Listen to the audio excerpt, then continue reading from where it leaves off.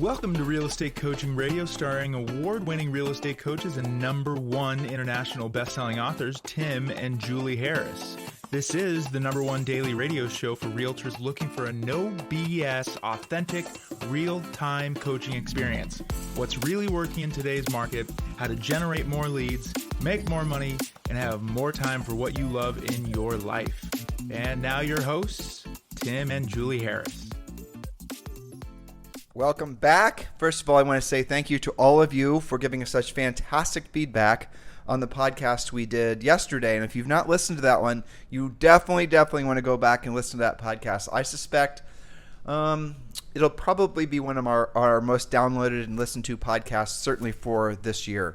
And it is 15 reasons why there will not be any kind of real estate crash. So if you've not listened to that on iTunes, on Stitcher, on Spotify, or over on YouTube, please go and listen to all of those points. Those points were not puffery or really opinion pieces. They were based on facts, and it's incredibly important that you understand that for your own, I think, mindset, but also when you're talking with consumers. Because the reality of it is this is going to be historically one of the best times to buy a house, and I'll just encapsulate it like this. Yes, of course, last year was even better. The year before, maybe even better.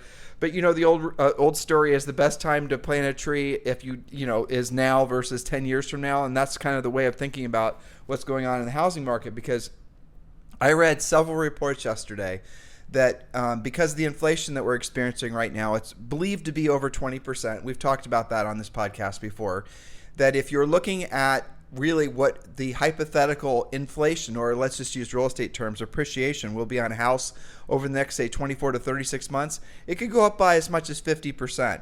So if you think houses are expensive now, and if you don't believe there's going to be a real estate crash, then imagine how you'll feel 24 or 36 months from now if you had not purchased a house and it's that much more expensive. And that's kind of an interesting way of thinking of it, because it'll keep your head screwed on straight. And if for no other reason, you should be encouraging your clients to be purchasing homes, because right now, for the first time in Julie and I's 30 years in the real estate industry, it's actually cheaper for most Americans to make a house payment, even at these higher interest rates, than it is to rent the equivalent house. That's never happened before, at least in the last 30 years Jules and I have been in real estate, either selling or coaching agents. So what we're going to be doing today, and probably for the next few days, is we're going to be talking about the 14 shifting market rules. And these rules are designed to help you keep your head screwed on straight. But really what these are designed for, new agents, you don't have anything to deprogram. You're not going to have a bunch of stuff in your attic that Julie and I are going to have to force clean out, right? The more seasoned agents, you're the ones that are going to be struggling. And by seasoned, I mean anyone that's been in the business for more than 24 or 36 months, because all new rules are starting. By the way, the old rules are coming back into play, and the rules that were essentially applying to the market for really the past 14 years, those rules are going to be replaced by the rules that were in the market prior to that. And you'll understand more as we present these points. That's right. And we recognize that many of you have never actually, for reals, experienced a shifting market. So we're taking that into consideration with these points. And before we get started with that, a special shout out to Chris Leone in Chicago, because he used the podcast that we just presented on him being a guest on somebody else's podcast to use knowledge equals confidence, ignorance equals fear, so that he is the one who's being the leader. So before we get to our first point, I want you to remember, don't overreact. The market is shifting, not crashing. There's a big difference. Knowledge equals confidence, ignorance equals fear. If you expect buyers and sellers to transact with you, you must be educated, motivated, and proactive. So point number 1, more days on the market do not equal lowball offer time. This is a mistake some of you are already making. You'll probably pay list price instead of over list price. You might be able to have it inspected and possibly not have to guarantee the appraisal gap. Don't lose again just because you're getting too aggressive too quickly. The market is not crashing. Inexperienced buyers, absolutely. Inexperienced is a great point, Julie. Inexperienced buyers agents, do not try to woo buyers to work with you, because you're somehow going to be the greatest negotiator ever and get them the deal of a lifetime on a house. Because what's going to quickly happen is you're going to lose the time you spent with those buyers, and then you're going to be right where you started, except now you're going to have some wounds to lick. So do yourself a favor and do educate buyers using facts. Do educate sellers who are thinking about buying. And that's the whole point of being a real estate professional. Make sure you are applying what we taught you yesterday, hopefully on this podcast, you listened to it, and these points today. And don't make your life so complicated. It really, Here's the thing, guys. A market like this is one of the best markets to be in because of all the changes that are happening. So if you don't emotionally fight the changes and you start adapting to what the new market is demanding of you, then you're going to win. And you're going to win while everyone else is sort of hoping and praying the market returns to the way it was. And that's what we're experiencing right now. And it's this a whole industry, right? The real estate industry, agents, they're being forced to adapt to this new market. So if you're feeling any kind of stress and strain in the marketplace, from maybe you're a great listing agent, you have lots of houses in contract, but the buyer's agents are a little bit frayed on the edges, it's because they're not adapting. It's because their buyers aren't adapting. Why? Because knowledge equals confidence, ignorance equals fear, and they don't know what's going on in the market, let alone how to counsel their real estate clients to follow what essentially are these new rules of how to get a deal in contract. That's right. So the subtitle to these points might be how to not lose your clients, buyers and sellers, in a shifting market. Or your sanity. Or your sanity, yeah. Point number 2, set your seller's expectations for 2 scenarios. Yes, it may sell right away, possibly with multiple offers. However, if it does not sell right away, what does that do to their plans? Understand your seller's motivation and time frame and discuss different scenarios, of course, after you have the listing signed, but before the first showing. Important point there. Now, we did show you guys yesterday on the podcast that the average days in the market, I think if I remember correctly, I don't have those notes in front of me, is 13. So that's still hardly any days at all. But your expectation of your sellers might be that it's going to be like 22 minutes with 100 competing offers. Right. So if you can go to them and say, Mr. Seller, the average time in the market before we get it in contract is going to be maybe a couple of weeks, and you tell them that ahead of time, that's going to set the expectation realistically. A smart agent's going to even push it out further than that and say, in this market, Mr. Seller, depending on the market conditions, it could take 2 or 3 weeks to actually get a verified acceptable offer on your place. Even after that, the average days on the market before it actually closes is around 60. Julie and I are monitoring these numbers. I think we have a incredible group of agents that Julie's personally coaching around the country, and we're getting great real-time feedback, and a lot of these are fantastic listing agents. So we're getting very, very leading-edge information, and that's what we're interpreting and then sharing with all of you guys on this podcast. By the way, Julie does have 2 spots open if you're interested in being one of Julie's personal coaching clients, and that's somebody who is going to be absolutely focused and absolutely willing to do what it takes to survive and thrive in this market because of this market. If you're somebody like that, you could be a new agent, but most likely you're going to be a more seasoned, grizzled agent. If you're really, really, truly ready to take your business to the next level, text me directly at 512-758-0206. 512-758-0206. I'll ask you some light pre-qualifying questions, and if I think you're a good fit, then I'll schedule a call with you and Julie. So this is only if you're ready for the challenge of being coached by what many people consider the nation's #1 real estate coach, my beautiful wife, Julie Harris. Just text me at 512-758-0206. All right, so point number 3, prepare your listings as if you have more competition. And in many markets, they're starting to see more competition. I've seen Austin's inventory go from 500 to 1,100 in less than 60 days. Good news is the days on the market are still pretty low. I think they're still less than 2 weeks. But prepare your listings as if you have more competition. Buyers are getting pickier and will pass on a home that seems neglected, especially if they think there's more coming on the market. Buyers are starting to believe that there's going to be more inventory soon and may pass on something that's not quite right for them. Proper previous preparation prevents pitifully poor performance, the 7 Ps. So make it shine, even if you think you don't have to. Your seller will thank you. And I'm saying this to listing agents who not everyone, especially my coaching clients, I know they're being very careful about this, but there are some listing agents that, if we're being honest, have gotten a little bit lazy about prepping a house and assuming that pretty much anything will sell simply because it's available. That's starting to change. Well, they've never had to list and sell real estate in a market that was starting to favor buyers. They've never had That's to, right. in an adjusting market. So again, guys, all the rules have changed. You're going to have to take the advice, what Julie's offering to you, and prepare the house at the highest level, because if there's 3 or 4 houses the buyer's able to choose from, even in a still ridiculously hot seller's market, and one little silly thing's out of place on your listing, it could just be something that maybe you didn't even think would be an issue. Sometimes it's a pet smell. Sometimes it's just too much furniture. It's just little silly things. Those tiny little things could be enough to emotionally cause a buyer to detach from that house and buy your competitor's listing. And the real problem is your sellers are going to quickly blame you. They're going to think you're the problem because they have been conditioned over the past decade to think that their house is the greatest thing since sliced bread and should sell with 100 competing offers, which goes back to what we were talking about before, that you have to be educating your sellers in particular to have realistic expectations of days on the market. But you have to be thinking about all this stuff ahead of time. So when you walk into again, it goes back to the 7-step listing process. It goes back to the whole process that we teach you in Premier Coaching. By the way, many of you are ready to join Premier Coaching, and I'll just keep this brief. We're seeing a huge influx of agents that are joining Premier Coaching because of the changing market. So if you're ready to join Premier Coaching, it's around $100 a month. And yes, that depending on how you choose to join.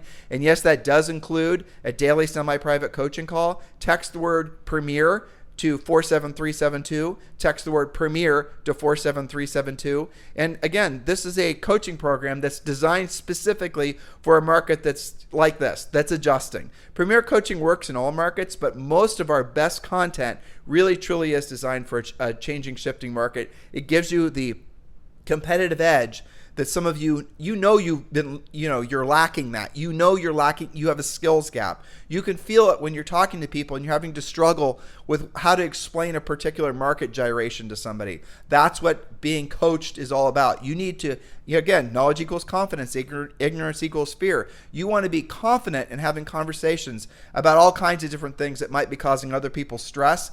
And that's how you're going to win in a market like this. That's right. So to put a cap on point number 3, which was prepare your listings as if you have more competition, remember that many of you are seeing more competition.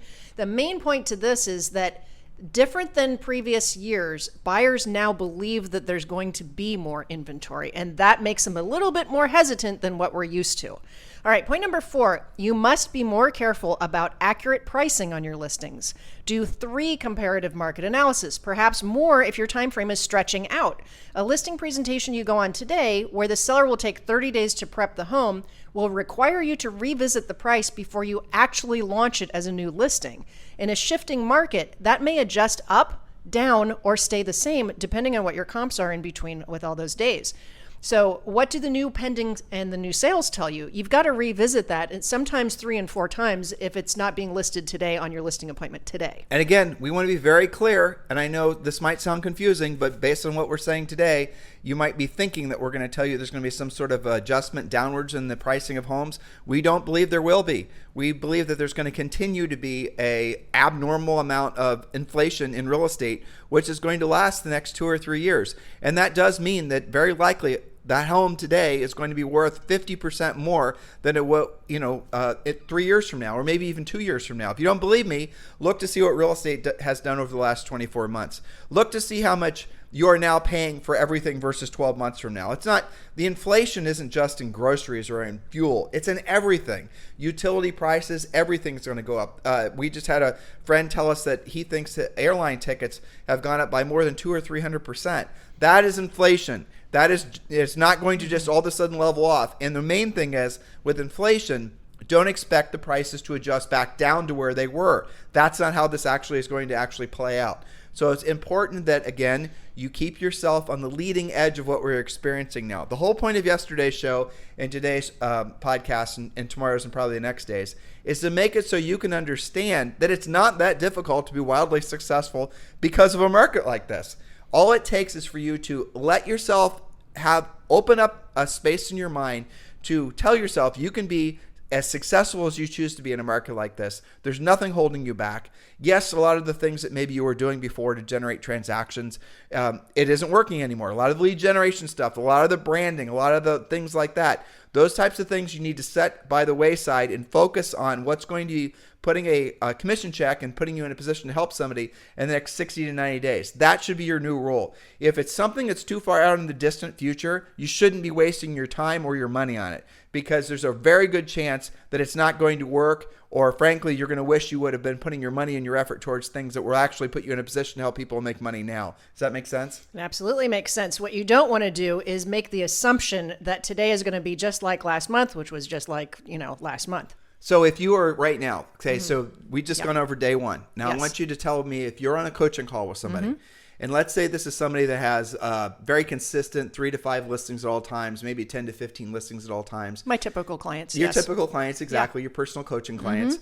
And for the most part, let's just say, again, your typical coaching client, they haven't been in the business for maybe 5 years. They haven't been in the business certainly long enough to experience a true buyer's market. Sure. So what are the top 3 things that you're telling them to do in a market like this? Obviously, these 14 points is what you're telling them to do. Yeah. But beyond that, what other things are you doing that's maybe not on this list from a personal financial perspective? Yes. Well, as the interest rates have been rising, people have indeed been losing the weaker buyers. Buyers who are very payment sensitive and buyers who are, already stretching. So one of the first things that we're doing as a new coaching client is making sure that they're using wipe off boards, their visual accountability, and really getting serious about, a lot of them will say, I've got 12 active buyers. Well, when you really drill down and you see who's serious and who's not, you might honestly have like 4 quote real buyers. And remember, not any buyers actually have to buy. Well, let's talk about that. But we're sifting and sorting like who is out of the market when rates hit 5.5%. What I'm hearing you say is you're coaching your clients to pre-qualify at a much, much higher level. Yes. But it's not just a financial pre-qualification, it's an emotional pre-qualification too. So talk about that. Now, again, Julie just said something. Hopefully you guys were listening. There's no such thing as a buyer that has to buy. And if you work with buyers that aren't going to meet some of these things, criteria that Julie and I are about to share with you, you're going to find yourself, frankly, losing an entire year working with buyers that aren't motivated. And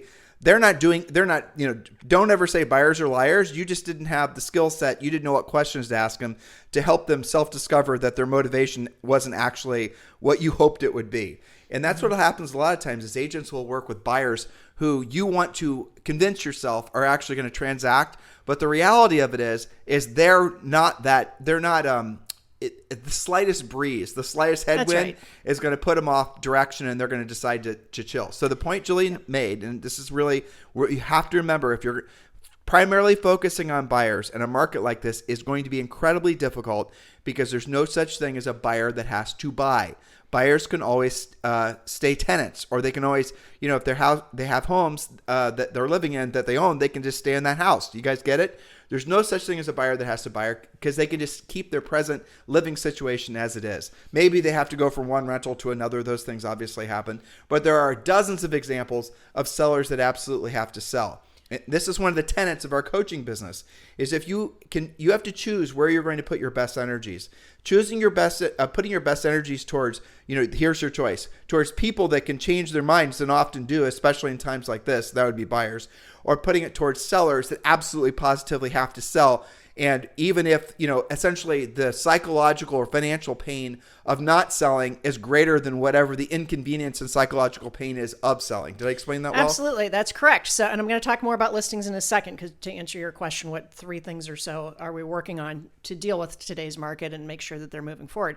So though, yes, absolutely, your prime directive is to become a powerful listing agent and to have more listings. One of the best things about this changing market is that, this is going to sound insane, right, to many of our listeners. Yeah. One of the best things is that listings are taking a while to sell in many markets. Now, maybe not the first time buyer stuff because that's going fast, but it's taking 2-3 weeks and sometimes 2 or 3 months. I know they're shocked to hear that, but why is that a really great thing? Because now, for the first time in a decade or more, you can actually build listing inventory for yourself. Now, why does that matter? Off your for sale listings. Yes.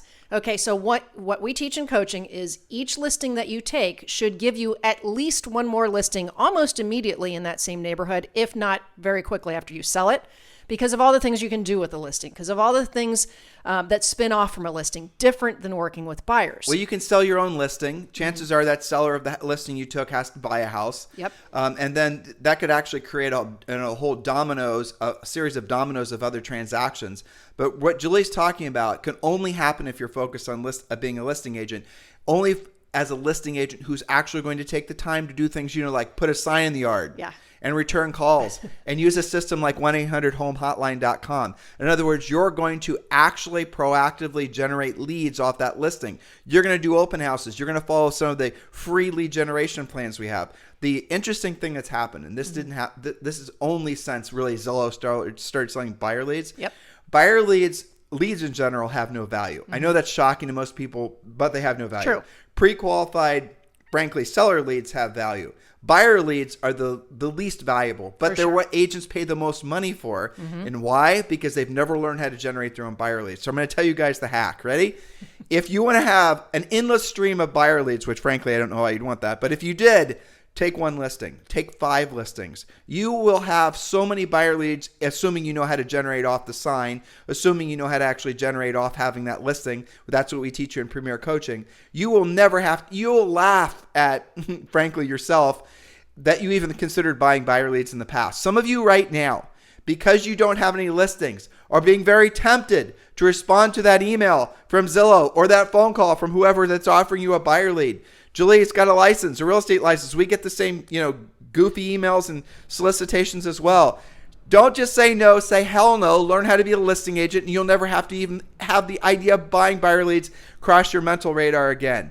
If you are not going to do that, chances are you're not going to make it through this transition. That's right. So case in point, because I see this already happening, and that's why I'm so excited for a 30 to 60 day on the market cycle. I mean, that's like the biggest blessing I've seen in more than a decade. For sure. For all agents, but for listing agents. So case in point, Tammy Irby, Northern Virginia, took a listing. I think it took her maybe 2 weekends to sell this. Oh no, oh my gosh. Okay. But it was $1.2 million. Okay. Beautiful home. She sells just gorgeous property in Virginia. She has immediately taken the listing across the street for another $1.2 million. Okay. Because they saw what she did with the Neighbors Open. She kills it on open houses. Does everything that we coach to do in opens and even more stuff. Very systematic approach. Which is included in the Premier Coaching Program, our complete open house system. Sounds rudimentary, but in a market like this, incredibly powerful. Yes, and she's utilizing something that works really well right now, which is open houses, as we've talked about on previous podcasts. Immediately spun into the next listing. That is exactly what is supposed to happen as a listing agent. Why am I excited about 30 to 60 days? Because it was happening so quickly, it was harder for you guys to create a listing off of a listing. You couldn't build momentum. You couldn't build momentum, and because the coming soon was gotten rid of, you couldn't pre-build momentum. There were a lot of things where your wings were a little bit clipped, and that's going away right now. So what else are we coaching? Take more listings than you're used to taking. Set a specific goal. All of my coaching clients have a specific goal, your magic number. We are raising that by 20 or 30% now because it's, taking a little bit longer to sell. Without that being the end of the world. I think really the perfect market is right about 30, 60, maybe 90 days on the market because you have time to lead generate off of your listing. The challenge, as we're talking about on this series of podcasts, is actually having a relationship with your seller for more than a week. So that's what this series is. Again, listen to what Julie just said. You have to do the work with the seller ahead of time, psychologically conditioning them to the new realities of the market. Without freaking them out. Exactly. And by the way, I'll give you a little secret. Don't be giving them these new realities of the market in Technicolor until the listing contract is signed. Otherwise, what will happen is some other agent's going to come in there who is ill-informed, most likely, or maybe just trying to be a little sketch with how they're competing for the listing, and they're going to blow sunshine up that seller's butt because their only objective is to get the contract signed. So if you have to shed light on the new reality that the seller might have an emotional issue with, do get the contract signed, do let them know what their new reality is, and then, explain to them that's just normal. That's just what's happening right now, and they don't need to live in fear. But you got to remember, other agents in some cases are going to be blowing fear in their ear. They're going to be reading headlines, blowing fear in their ear. They're going to be hearing it from their sellers and their friends and all the rest of it. What do you mean your house hasn't sold yet? Yeah. This is the psychological, this is the Dr. Filling aspect of essentially selling real estate in a market like this that we mentioned yesterday on yesterday's show. The really good listing agents are very good at not just following procedures in the 7-step listing process and knowing what to say and how to say it, but they're also very good listeners, and they're also, here's a great rule. Show emotion without being emotional. So sometimes you're going to be dealing with people who are very emotional. That's called normal. What you need to realize is you can show emotion. Mr. Seller, I'm so sorry you're going through this, or Mr. Buyer, I'm so sorry this is the other thing, right? Show emotion, show compassion. I just did a bad job showing emotion and compassion, didn't I? It's right? okay. Maybe you can role play it better. Yeah. But then don't absorb it. That's the key, is don't absorb it. So you acknowledge it without jumping into the ring with them. Right? Yeah. So I appreciate where you're coming from. I completely feel you on this, and I'm concerned. Can I tell you why? You can have those conversations without exacerbating the drama. That's not your job. Your job is to not be their emotional sponge. Correct. A matter of fact, it'll make you ineffective as a professional the more of emotional sponge you become, because you're going to essentially have no real emotions left for yourself or for your family or for your loved ones, because you're going to have allowed these other people. This is what these types of markets bring out. These types of markets bring out a lot of raw emotions amongst practitioners, just the general public, everybody. People are not conditioned to have to deal with change, period. Most people live their entire lives trying to avoid anything that even remotely resembles change. Remember the old statistic from, I think it's Social Security Administration, that most people are born and die within like a 20-mile radius of the exact same spot.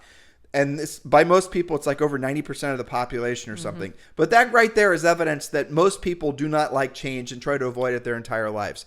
And it is what it is. I'm not judging or saying good or bad or anything like that. It is what it is. But understand, when people are feeling pressure from inflation, be introspective and thinking about how you feel, listeners. Pressure from inflation, pressure from maybe the nature of the transactions closing, or essentially how long they're taking to transact. Everything's changing basically because inflation is going to readjust everything. Everything's going to become more expensive. A lot of people that were operating on very thin margins are going to go out of business. These are the types of things that happen in an economy like this. That is going to create an omnipresent, constant sort of sense of stress for a lot of people that they're not going to be introspective enough to realize is floating around in their psyches. They're not going to know it. And everywhere they turn, all their friends, their family members, they're feeling it too. They absorb it from them. They turn on the press, they're absorbing it from them. They turn this direction, that direction. That sense of sort of low-level stress is something that you have to be introspective about and filter so you don't absorb it. Because if you absorb it, you can acknowledge it, you can see it, you can recognize it in other people, but if you start absorbing it, you're not going to be as effective as you otherwise would have been. Because what happens when people act like that? They go into a state of fear, and fear leads to inaction. So if you allow yourself to start absorbing the stress of other people, and this is one of the key components of anybody who's successful at anything, show emotion without being emotional, right? Don't allow yourself to become their emotional sponge. That's going to give you an opportunity to give them better, frankly, well thought through advice and help them to see through their own raw emotions to making clear decisions. This is really something that's critical if you ever want to transcend just being, a workaday agent. Well, so what is the action point for that? That would be my third point about what you asked me, 3 things in coaching. Mm-hmm. And the third point is to start to try to over-communicate more than you ever have before. Lack of information, especially for sellers. Let's say you had an open house this weekend and it didn't sell. You didn't get a flood of offers. Do you think that seller is thinking good things about you or bad things about you? So that's actually a fourth point, because the third point probably is monitoring yourself. Yes. So you don't become over emotional yourself. Yeah. And so you can keep a level head and be a professional. Mm-hmm. And the fourth point was what you just said. Yes. Try to massively over communicate. You really can't over communicate. I'm going to talk about on the buyer side and the seller side. Because if you don't, they will absolutely fillet you. Absolutely. It will be your fault every time because you're an easy target. Right.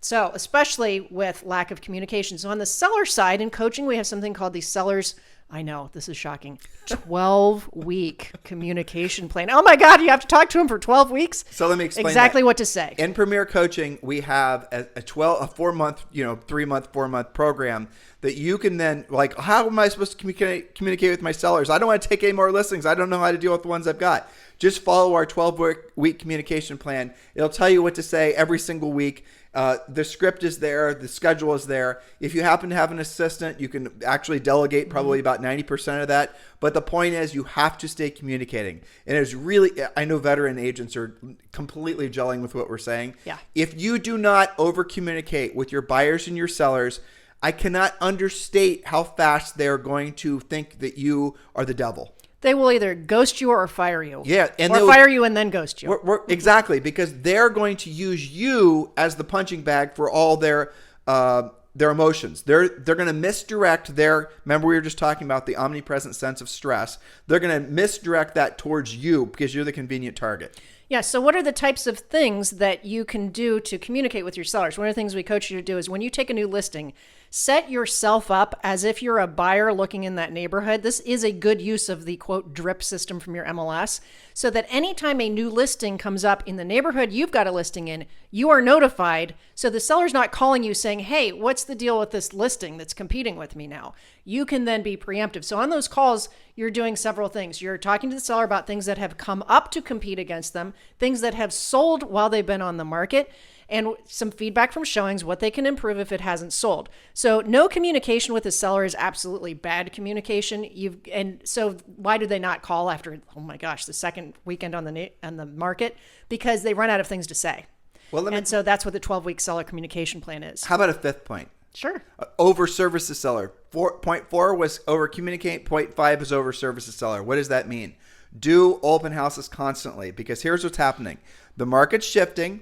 Many agents that are in the business right now who maybe have enjoyed this nice buoyant market where they haven't had to do anything other than just breathe on the listing contract, drive through teller at the bank and basically, cash it in. They didn't have to even wait for the closing to happen. Things were selling that fast. So what's going to happen now is those agents, many of those agents, they're going to be slow to react, slow to adjust to the market. They've never really had a very proactive, call it aggressive marketing plan to get listings sold. Julie told you a story about Tammy in Virginia. Tammy's doing open houses. Tammy's going and hopefully letting all the neighbors know, knocking on the doors, inviting the neighbors to a neighbors only open house that happens an hour before the normal open house. She's preparing the open house. She's going out of her way. She's gathering information. She's actually proactively working in that neighborhood. Now, if you're a seller or a would-be seller that's going to sell sometime in the next year or less, and you're seeing this Tammy Irby, who you might not even know, but you're seeing her work the snot out of that listing, and you haven't seen any agents working that aggressively in the past 10 years, obviously she's your gal. And Absolutely. That only happens in a transitioning market like this, because a year or 18 months into the future, other agents will have figured out they actually need to work harder to get listings sold. Mm-hmm. They have to work harder to keep the seller happy over a longer period of time. Yep. And they're now that gap of essentially that service gap is going to be filled. But really what all these things that we're telling you guys about, every single thing, over communicate, over service, the previous points, what these all are is proactive lead generation. Because when you are doing an open house, you're meeting the neighbors. You're meeting prospective buyers, especially on $1 million house. What's the probability of someone having $1 million house not having a property to sell in Virginia? I mean, it's possible, but that's not likely a first-time home buyer house. So there you go. You're going to create transactions coming and going. So the moral of the story of what we're trying to share with you guys is this is an incredible time to be in the real estate market because of all these other things that people are worried about, because you can be the calming voice in the storm, because you're keeping your emotions in check, because you know the facts and knowledge equals confidence, ignorance equals fear. Okay, so I'm going to circle back to communication with what you believe to be your active buyers right now. So the first part of that is to prioritize buyers who are also your listings. So they're, if the listing doesn't sell, you're also going to lose the buyer side. So you always want to prioritize those double transaction people. But none of you should be working with buyers right now showing property this weekend or today if they are not in pre-approval status, but better than that, loan commitment pending just identification of the house. Why? Because some of you are showing property right now based on a buyer who was pre-qualified 2 months ago at a 4% rate or a 4.5% rate, who now is going to actually close at 5.5%, who may or may not be able to hack that payment. Meanwhile, the prices that they're looking at have gone up. If you have not had that conversation with somebody who has not locked in their rate back when they got pre-qualified, because remember, some of these buyers have been out there looking for houses with you guys forever, and they're either losing when they try to compete, or they haven't found anything, or you haven't found anything for them. A lot of them have taken on other debt. That's right. So and they don't qualify as much at the highest level anymore. And you don't want to find out once you're in contract that they no longer are qualified for what they and you thought they were qualified for. And lender overlays are coming back. So lender overlays are things where the lender actually raises the standards for who they're going to give mortgages to. Especially credit right now. Totally. And so these are all the things. This is, again, if you want to, full circle here, this is the reason we tell you guys to focus on being listing agents. But as far as like the buyers, we were talking about that a second ago. We should do a podcast on that. Yeah. How to really decide which buyers you're going to be working with. But Julie said rule number one, if it's a buyer that has two transactions, if it's a seller that wants to buy something, that's the one you're going to prioritize. But there are you can work with a straight up buyer that doesn't have a house to sell, but you got to be so flipping careful who you're going to choose to spend your time with. And Julie said the number one rule, have they had their entire loan approved? The only thing that's still essentially subject to is going to be the appraisal of the subject property that they're going to end up buying. That's called loan commitment. So remember, when a buyer is fresh, they go into pre-qualification, which really doesn't account for much. That's just a guesstimate of what they might be able to do. Okay, pre-qualification, virtually worthless. Then you go to pre-approval, but once you're in pre-approval, they still haven't actually gotten through underwriting. So loan commitment is the new pre-approval, basically. It's what you said. It's usually pending only identification of the actual property, so they have a price to work with and an address, and most times the appraisal as well, depending on the situation, if they're going to waive it or not. So unless you have loan commitment, meaning that they have actually been through real underwriting and ideally also locked in their rate, then I don't know why you would show them something today. And many of the loan officers that are out there, unfortunately, won't have actually processed the file that far, because what loan officers are coached and trained to do is not spend that much time with the borrower until the borrower is in contract on something. Whether the borrower can actually close on said property is not really their problem at the end of the day. Because they're saying, well, I'm not going to spend a lot of time working your file until you're in contract on something, because then once you're in contract on something, you're actually more motivated to get me the paperwork that's necessary, and maybe you'll take on a slightly worse rate that might maybe result in a higher commission for me, Mr. Loan Officer, because after all, you don't want to lose your house. And by the way, you have to pay 2 points to get that. See what we're talking about here, guys? That's the reason you have to be incredible. Look, you can ask motivation questions until the cows come home. And we teach you to do that in the Premier Coaching Program. Mr. Seller, on a scale of 1 to 10, with 10 being the highest, 10 being you drop everything and you do whatever it took to buy the house, and 1 being you're not interested at all. If I were to show you the property that met all your criteria, checked all your boxes, it was the perfect house for you, where on a scale of 1 to 10 would you rate your motivation to purchase the house? Or if you don't like the word motivation, you can switch it out, your willingness, your readiness, whatever it is. And if they don't say 10, which most of them won't, they're going to say 7. Frankly, that's not the buyer you should be working with. You say then 7, Mr. Buyer, that's fantastic. So Mr. Buyer, help me understand, what would it take to get you to a 10? And then you're going to hear, well, we have, this issue or that issue, or I have to buy it at 10% under market because I know the market is crashing. I'm looking for crazy. a deal or something like that. Do you guys get the point? If you do not heavily, aggressively, now, why is this incredibly important? Because many of you are used to dealing with buyers who could fog a mirror, in essence, if they had down payment and buy a house. Because the FOMO of not buying a house was greater than, that was motivating buyers now. And so, as Julie said, that market cycle, you're now seeing a lot of buyers that weren't able or willing to perform in the old market. And now they're starting to say, well, finally, the prices are going to fall. Finally, I can beat up a seller. No, you can't. No, that was point number 1. Yep. The market is shifting, not crashing. And for all of you, shifting means maybe you only have to pay list price, not 5% over list price or 20% over list price. That is very different than coming in significantly under list price. We're not seeing that. By and large, I've seen very little of that. But some bright sides to this shifting market. I am seeing some FHA deals get approved and accepted by a seller. I am seeing people come in at list instead of over. Well, FHA deals and VA deals and government deals are typically something the seller in a super hot market is not going to want to take, because essentially the loan will have more fees that the seller will have to pay, and there's always an appraisal that then lists a bunch of repairs. Inspections. It's way stricter everything, and so a lot of cases the sellers, if they're having a choice between a cash buyer or somebody who's a VA buyer, they're going to go with the cash buyer, and that is now pivoting. Absolutely true. Yeah, so there's a lot of bright side to this market, but you do have to be very careful. And I think that of all of my calls, one of the common themes is, what am I supposed to do about this truckload of buyers that I've been trying to find stuff for, and really getting into pre-qualification of who is real and who's not? Because to your point, It is possible to be really qualified, but not that motivated. Right. It's also possible to be super motivated, but no longer qualified. You really have to do both in order to be justifying, going to the effort of finding the house in the first place, which is hard enough as it is because we still have pretty low inventory, and then competing possibly, and then making sure you win. That's still a lot of work. All of the buyer's agents know that.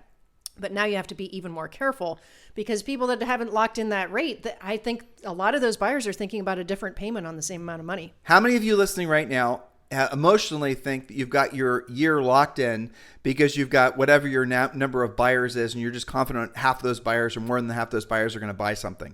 Well, here's your assignment. A, go and pre-qualify every single one of them using our buyer pre-qualification script.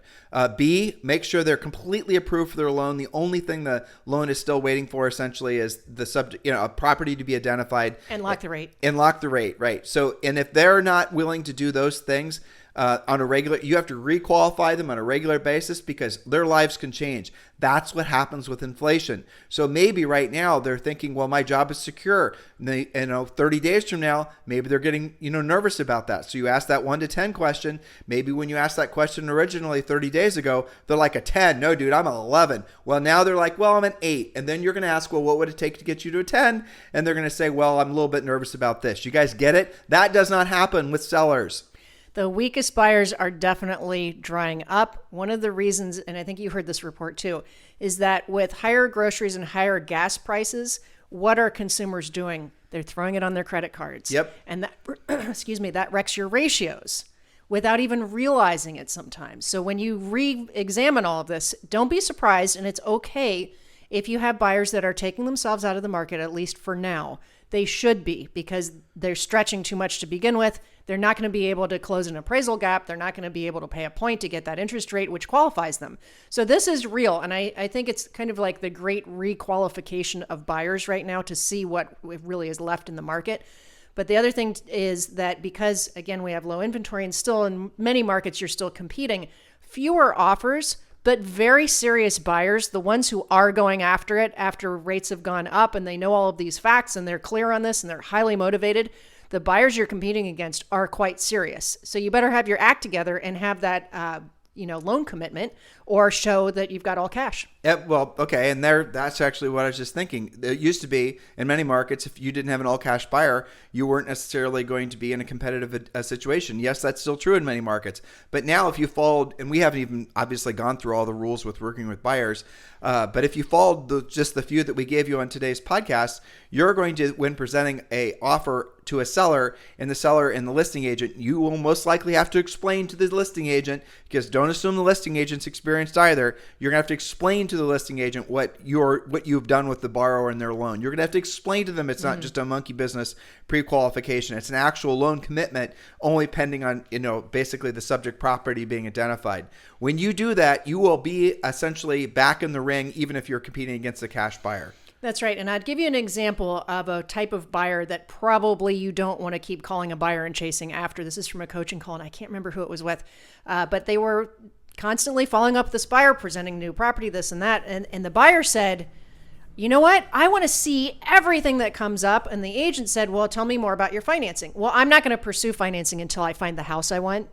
That's not going to work. But how many agents out there would say, I'll work with them anyway? Absolutely. Like 99% of them. 99%. So if that's your situation and the buyer is controlling you instead of following the rules of today's market, they are probably not that serious. So when we're talking about the buyer pre-qualification, who do you actually call a buyer? That's kind of a sliding scale for a lot of people. Yep. One of the things is they have to have realistic expectations, and they have to be coachable by you and not be combative and say things like, well, you show me the house and then I'll get pre-approved. Well, again, it goes back to the rules. We really do need to do a series of podcasts on working with buyers. We've wandered into that. I know. We've done it on the last few podcasts. You notice that? Yeah. Well, they need it. Well, they do need it. And that is where, again, because it's the time of year, and I just feel in my heart that there's tens of thousands of agents that listen to us every single day.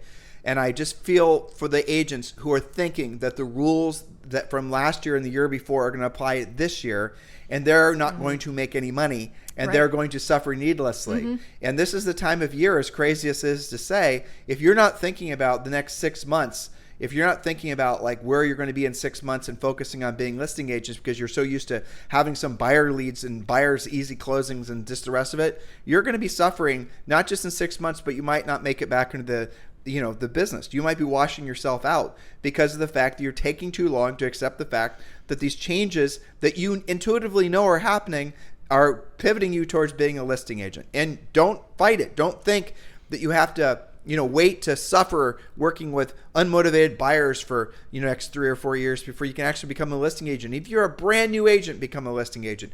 Don't wait. This is one of the easiest times, easy with quotes, to focus all your best energies on becoming a listing agent. It really is. It is. Because of the fact that there's such a knowledge gap that's out there right now. Yes. Not only this, you need to make sure you're one of the strong, because the strong don't just survive, they thrive. There's such excitement amongst agents that get this. Yep. It's really exciting. I mean, well, that's this is when we got into the business. Yeah. You and I bought our first transaction when it was right after a recession. This was back in the early 90s. And, when we started selling real estate full time, this was exactly the type of market it was. It was. And remember, too, that we were all excited to get a 7% interest rate because that was the lowest it's been in years. So there are a lot of great things about this. But the other thing, the trend on the listing agent side is that sellers right now, because smart sellers are watching the market, they are watching comps, they are watching the news, and there is a seller's FOMO, seller's fear of missing out, that maybe this is getting to be a little bit on the top of the market. And, I was thinking I was going to wait 6 months to sell, but maybe I had to jump on this before there's more inventory, before there's more days on the market. So that's exciting. And I see that especially in the medium upper end, like baby boomers selling their family homes, or they're downsizing because they don't actually need 6,000 square feet now that the kids are out of the house. There's a lot of that going on. And the good news about that is that they are less payment sensitive.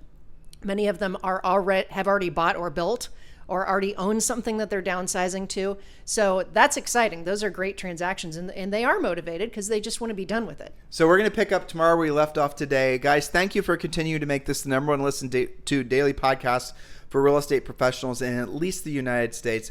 Do go back and listen to our past podcast. You're going to hear that Julie and I are incredibly consistent with our messaging. We're always telling you guys to really drill down, make sure you're focused on being of service to other people. But now, like every time, but now more than ever, it's about doing what you don't want to do when you don't want to do it at the highest level.